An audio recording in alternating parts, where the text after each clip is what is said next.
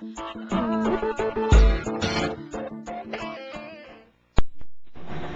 my name is Sandy Peppers, and this video is for the Created by You Archivers Contest. And the technique I'm going to be showing to you today involves acrylic, alcohol inks, and heat. If this technique is already out there, I apologize, but I like this technique and I want to share it with you. Okay? This is a card for my niece's graduation. She loves dragonflies. And this dragonfly happens to be attached to a pin assembly, so she can wear it as jewelry. Or if that's not your intention, then you can apply it to the card with either a glue line or glossy accents, which dries clear. Okay, so we're going to get started. I'm going to go through really quickly on how to do the card so we can move on to the technique. All I used was a white Bazzill cardstock 5x7 card, and then used the Whimsy mat stack, used the blue, cut out a 1 1/4 by 3 1/4 window so that I could stamp the Tim Holtz stamp in there, and then also used the Ink-a-Dink-a-Doo stamps to stamp a flourish on there, which will be the flight pattern for the dragonfly. And those are the locations of those stamps. Okay, we're going to move on to making the dragonfly. Now for the technique. Okay, I had the Cuttlebug, and you can use whatever die cutting system you have available. I used the Sizzix die.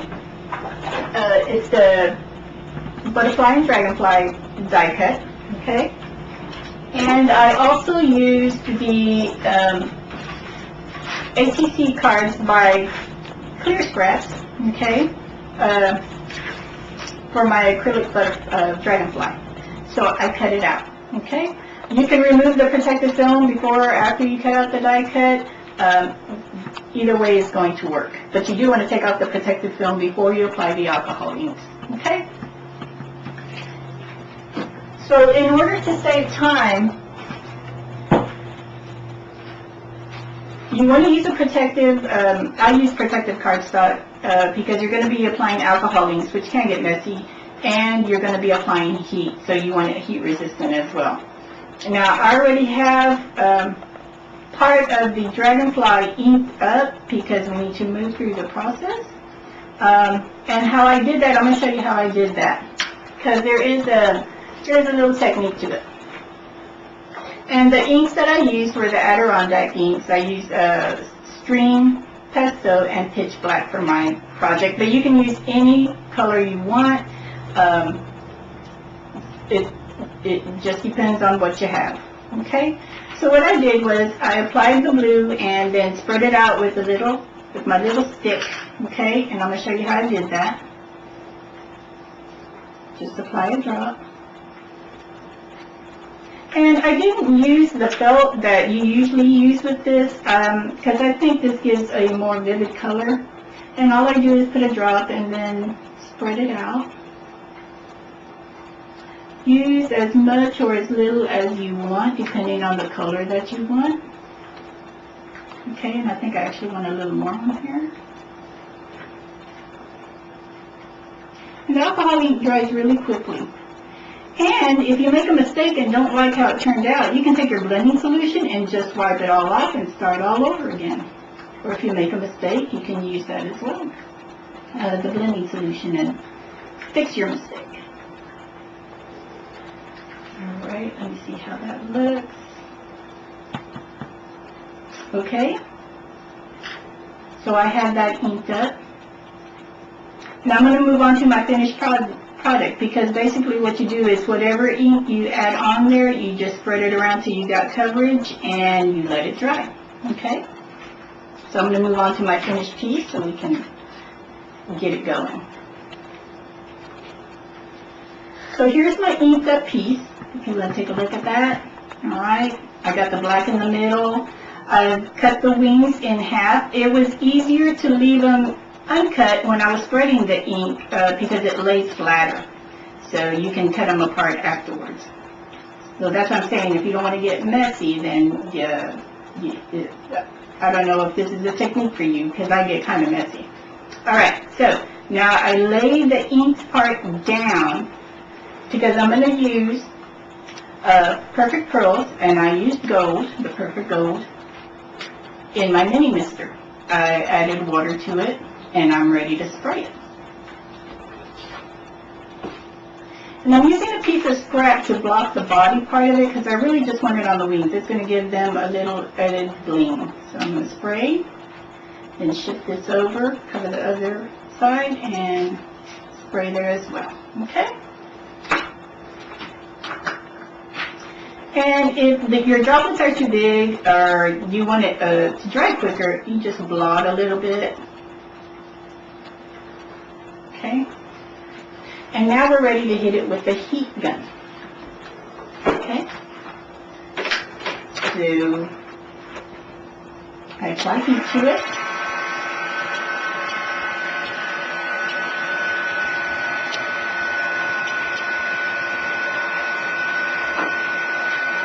Until it starts to bend and lift.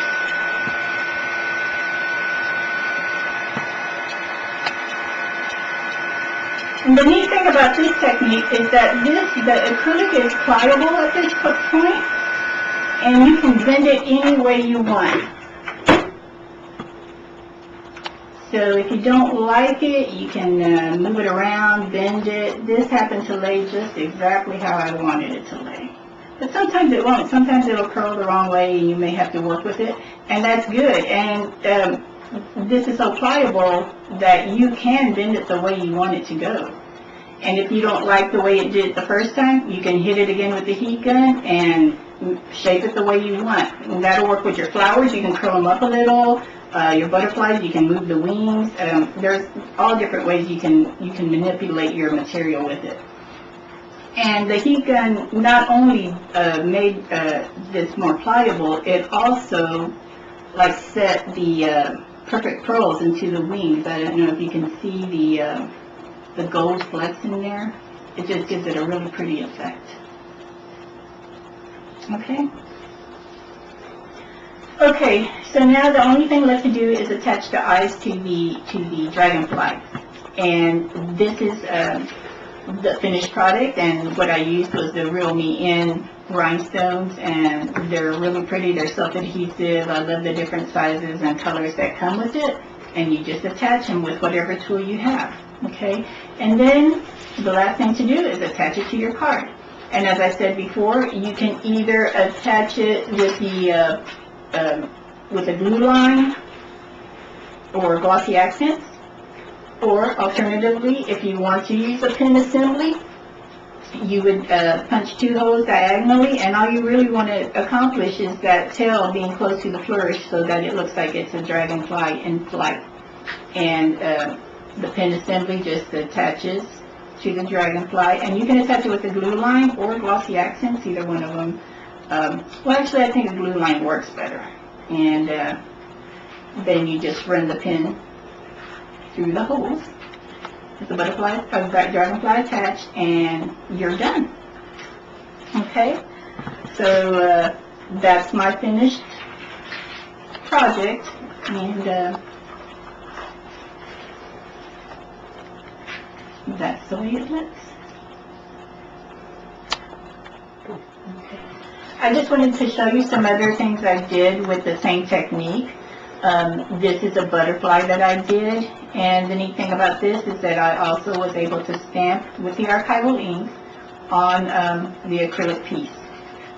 And then here's a flower that I did, and here I twisted the stem, heated it up and twisted it, and then cut the petals. That was actually a heart that I cut in half, and then stamped behind the flower.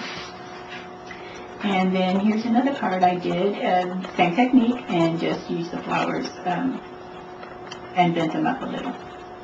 And since I'm a scrapbooker at heart, I also did a layout using that technique. I love the flowers on that. So you can have a lot of fun with this technique.